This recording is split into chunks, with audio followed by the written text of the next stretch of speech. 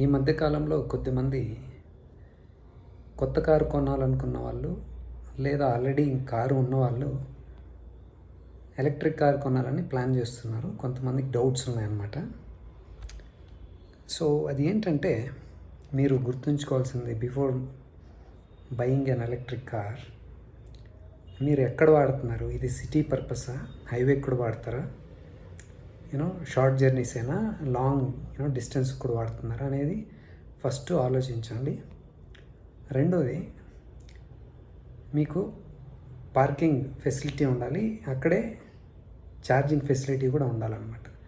మన ఇండియాలో చాలామందికి సొంత ఇండ్లే ఉండవు, ఇంకా బాడిగింట్లోనే ఎక్కువ ఉంటారు. పార్కింగ్ స్పేస్ అస్సలు ఉండదన్నమాట.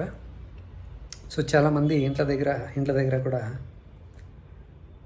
ఛార్జింగ్ పాయింట్స్ పెట్టుకోవడానికి అలో చేయరు ఓనర్స్. అదొక ప్రాబ్లం ఉందన్నమాట.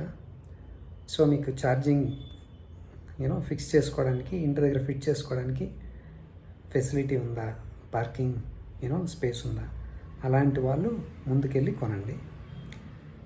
మెయిన్ మీరు ఛార్జింగ్ అనేది ఇంటి దగ్గరే చేసుకోవాలి. ఓకే, బయట ఛార్జింగ్ ఫెసిలిటీస్ ఉన్నాయి, అక్కడ చేసుకుంటానంటే రేట్ ఎక్కువ అవుతుందన్నమాట. మీ పర్పస్ ఏంటి? మీరు కొనేది, మీరు చాలామంది ఎందుకు కొనాలనుకుంటున్నారంటే మెయింటెనెన్స్ కాస్ట్ తగ్గుతుంది, ఫ్యూయల్ కాస్ట్ తగ్గుతుంది అని ఆలోచిస్తున్నారనమాట.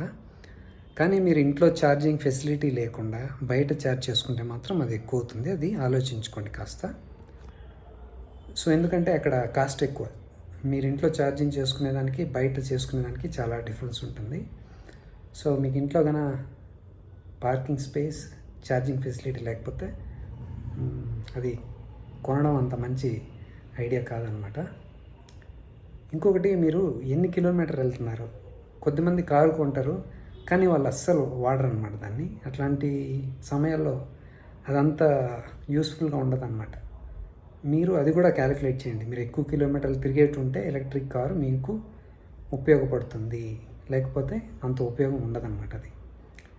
ఎందుకంటే మీరు అప్ ఫ్రంటే ఎక్కువ కాస్ట్ పే చేస్తున్నారు కదా, comparing to petrol car, diesel car కన్నా చాలా ఎక్కువ కాస్ట్ ఉంటుంది.